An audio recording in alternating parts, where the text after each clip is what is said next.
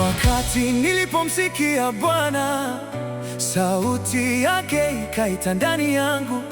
Hakuitisha kura za watu, aliniita mimi kwa jina langu.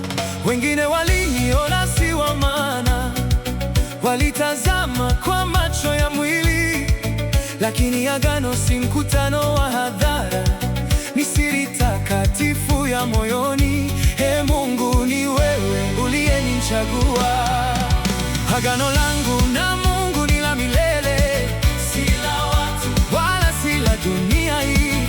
Nitalisimamia hata nikiwa peke yangu, maana yeye ndiye aliyeniita na kunikubali.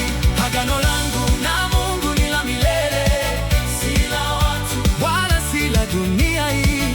Nitalisimamia hata nikiwa peke yangu, maana yeye ndiye aliyeniita na kunikubali.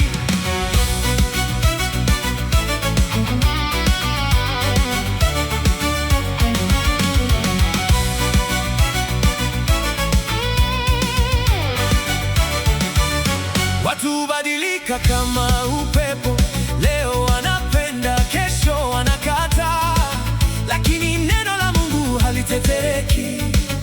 Agano lake halifutwi na kelele. Siogopi maneno ya wanadamu, siishi kwa makubaliano ya dunia. Niliposema ndiyo kwa Bwana, nilitia sahihi ya milele rohoni. Agano langu na Mungu ni la milele, limenibeba, limeniweka huru. Nitatembea kwa neno lake tu, maana yeye ndiye aliniahidi.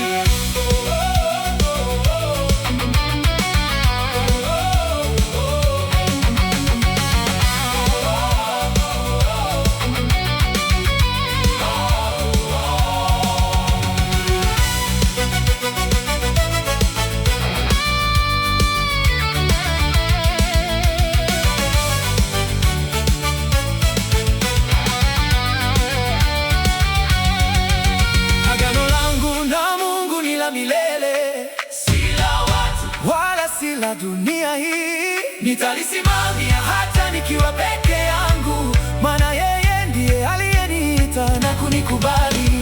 Nilipopitia kipindi cha kujaribiwa, wengi walidhani nimeachwa.